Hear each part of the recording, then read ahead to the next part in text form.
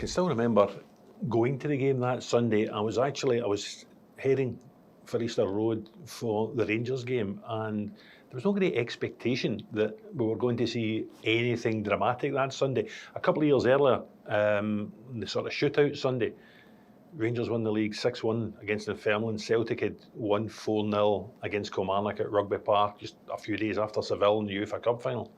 And I had been at Rugby Park, and again, you went down there not expecting huge drama, and there was drama because Celtic were scoring, Rangers were scoring, but the finale was a big anti-climax at Rugby Park for Celtic supporters, and you were really expecting the same that day for Rangers supporters at Hibs. It was a dreadful game of football. I think the way it worked out, Tony Mowbray was manager at Hibs, they did a really good season, and even a 1-0 defeat for them would have guaranteed them European football.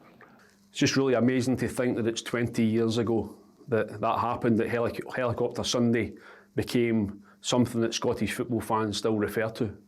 I remember going to Fir Park that afternoon, and it was pretty much expected. It was a foregone conclusion that Celtic would beat Motherwell and they'd become champions again. You have to remember that at that time, Martin O'Neill, a story broke that morning, I believe, that Martin O'Neill was going to step down as Celtic manager at the end of that season, effectively after that game at Fir Park.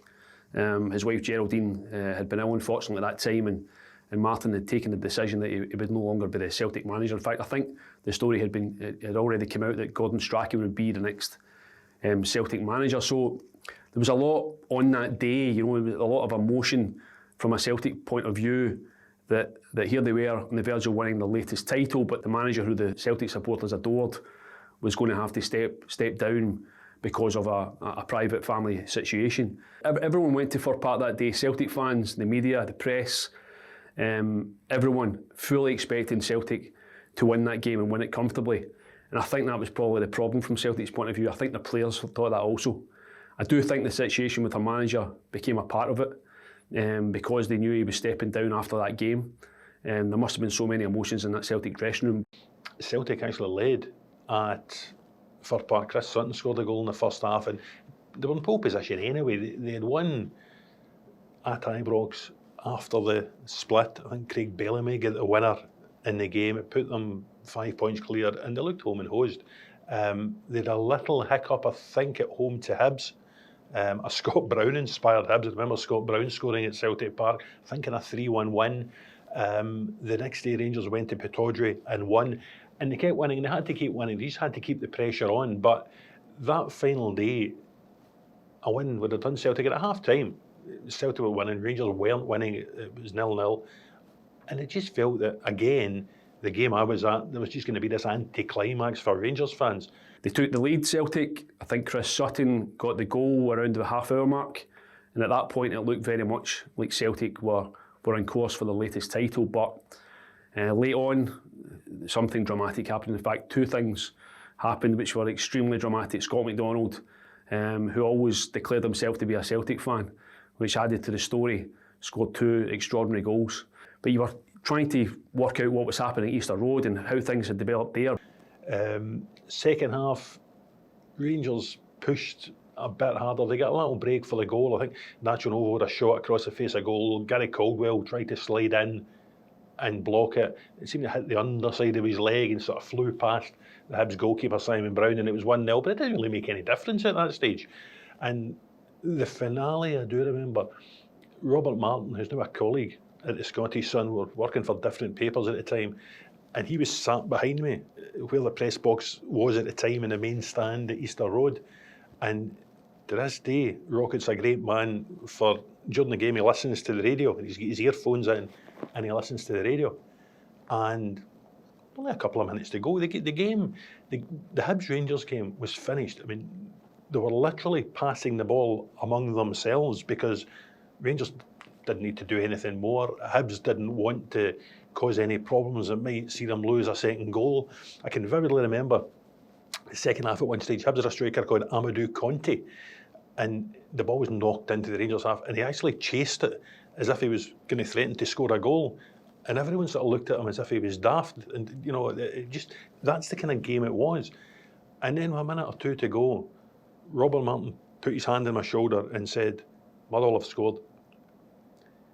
And it was one of those moments, I didn't even have time to turn round and check if he was kidding on, because in the time it would have taken me to swirl my head, the away end at Easter Road just went into chaos. And you knew what Robert Martin had told me was correct. And then suddenly the chaos fed onto the pitch.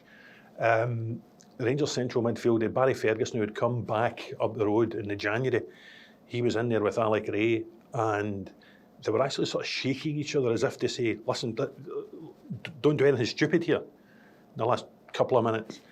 And the game played itself out. Celtic Motherwell, I should say, scored again through Scott McDonald, as you remember, to win the game 2-1 at Fir Park. It made no real difference because a draw was no good to Celtic anyway. So McDonald's second goal, great for Motherwell. It really didn't make any difference. It's funny, at half time, I remember the press box at Fir Park, the main stand was bursting at the seams with Celtic supporters. Usually that's an area for Motherwell fans, obviously. But on that day, I think Motherwell fans knew and pretty much expected that it was going to be a Celtic title celebration. That's what everyone thought it was going to be. The stand was mobbed with Celtic fans. And at half-time, Celtic were winning. And I remember a supporter turning to myself and Ian King, who was our chief football writer at the time, and saying, smile, smile, Celtic are about to win the league.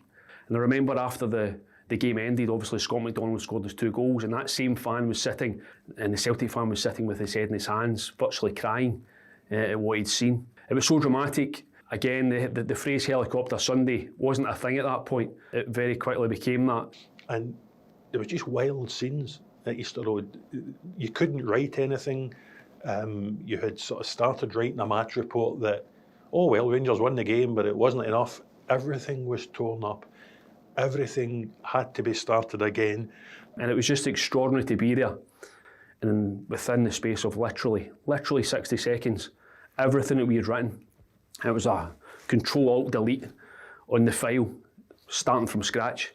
And you were having to cover this situation where Celtic had been champions in their heads, and it was no longer the case. Rangers had done enough to take advantage of what happened at Fir Park that day. I remember when the players finally came off the pitch after the celebrations, after the helicopter had changed direction, after the trophy had been delivered to Easter Road, after Fernando Rickson, the late Fernando Rickson, who was captain at the time, after he'd been presented with it, Rangers brought players into the media room at Easter Road, and Barry Ferguson was one of the players who came in. He had been captain, he had left, he had come back. He didn't get the captaincy back immediately from Alec McLeish because Fernando was the captain and he didn't want to take that honour off Fernando at that stage. And Barry came in and was talking about Motherwell getting the point that denied Celtic. And we said to Barry, you mean the 3 points? And he says, no, the point, it was 1-1, wasn't it? Barry didn't even know Motherwell had actually won the game. He thought it had been a 1-1 draw, which was enough for Rangers. We were telling him probably an hour and a half after the game that had happened. And the day was just bonkers. It was the day a new phrase was thrown into the lexicon of Scottish football when Peter Martin, who was commentating for Radio Clyde's Super Scoreboard at the time, announced the helicopter has changed direction. It probably a defining moment in Peter's career, but certainly a defining moment in the modern history of Scottish football, because people know that day, the 22nd of May 2005, it will be forever known as Helicopter Sunday. And as the years go on, you hear different people taking different takes on it. Marvin Adrews, he'd suffered a cruciate ligament injury earlier in the season, the kind of thing that can keep you out for 6 or 9 months. And he prayed to God, and he says God told him to keep believing. And he believed, and he played on, and he played a significant part in Rangers winning the league. I think he had done the media in the week before the game at Easter Road and was asked, come on, Marv, do you honestly think that Rangers can win it? And Marv said, I've told the rest of the team, keep believing. And Rangers fans in the away end at Easter Road had that enormous big placard, banner, whatever you want to call it, on the day that said, keep believing. And Marvin Adrews believed to the end, and listen, he was proven correct. And, you know, there were bizarre scenes at the end. The Rangers players that were piling onto the team bus to go back along the M8 for the celebrations at Ibrox. And Marvin didn't go. The pastor in Marvin's church, I think it's the Zion Praise Centre in Kirkcaldy, the pastor came to pick up Marvin to go to the Sunday evening service. I think he arrived in a green car, which was interesting. And Marvin got in, and they had to get themselves out of those tight wee streets round about Easter Road. And they're actually going back up Easter Road itself, surrounded by Rangers fans. And, you know, there's great pictures of Marvin. The car couldn't get anywhere. Marvin had to come out the car and celebrate with the fans, and, you know, before they would allow the car to go through Easter Road. And it went on its way, and he went to the Sunday service and then came back to join the celebrations at Ibrox later. Pretty sure Scott McDonald did the wise thing, and he jumped straight in a plane to Australia within hours of that game ending. He got out of town. He got out of town fast, and I'm pretty sure I spoke to him the day after. This is a guy who had made it clear that his family background, and he grew up supporting Celtic. He had the kits, so there's photographs of him in Celtic kits as a kid, and here he was at the centre of such a huge story. And I don't almost think he didn't know what to say. He's spoken about it since many times, but at that point, I almost think he did not know what to say. I played golf with Martin O'Neill a number of years later. He was 2 up with 3 to play, and he was standing on the tee at the 16th, and I thought, I need to try and get in his head here. And I said to Martin, as things stand, you can only really throw this away. It's like Fir Park a few years ago. And he just looked at me. He gave me this wry, withering look. He held his nerve, and he won the next hole, and he won the golf game. I didn't get into his head. But I do genuinely feel that match stayed with him for a long number of years, and probably still does now.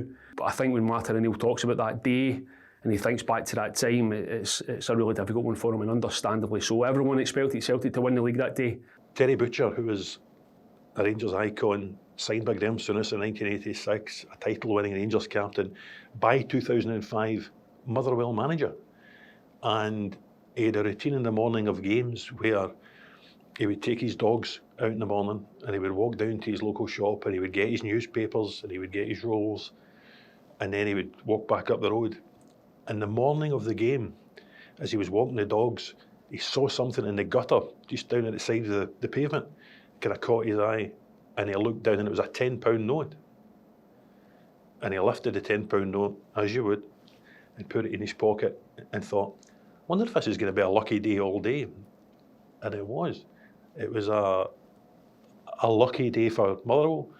It was a lucky day for Rangers and Alec McLeish. But maybe in times like this you make your own luck. You know, Rangers a couple of years earlier had scored 6 against Dunfermline to win it in that fantastic shootout. And in Helicopter Sunday, it was, rather than 90 minutes of fantastic drama, which we had had 2 years earlier with Celtic scored, Rangers scored, and Celtic scored and Rangers scoring, and Rangers eventually winning it with Mikel Arteta's penalty after Alan Thompson had missed a penalty at Rugby Park. Rather than 90 minutes of drama, it was really condensed into 90 seconds, and it's probably the most dramatic, sensational 90 seconds of football in modern day Scotland. An extraordinary finish to an extraordinary season, and as I say, the situation I think with Martin O'Neill played a huge part in it. It was a huge day for Scottish football, and certainly to be there, I thought I was there to cover a Celtic title party, and it turned out to be something completely different. To go and be so close to winning a league as Martin O'Neill was, it transpired it was Martin O'Neill's last league game as Celtic manager. He would win the Scottish Cup final a week later and then leave the club. You know, to be so close and then to lose it, it would be crushing for players. You know, it was Celtic's first season after Henrik Larsson left. They brought in the likes of Bellamy, who did well to an extent, scored that goal at Ibrox that won the game after the split. So a crushing blow for a really, really good Celtic team. And for Alec McLeish, you know, for all that he had won the treble in 2003, including that shootout Sunday, for Alec McLeish in 2005, he'll probably be most remembered for that Helicopter Sunday, for the drama, for Novo's goal, for the way they came from that 5-point deficit after the split, and most of all, for the helicopter changing direction.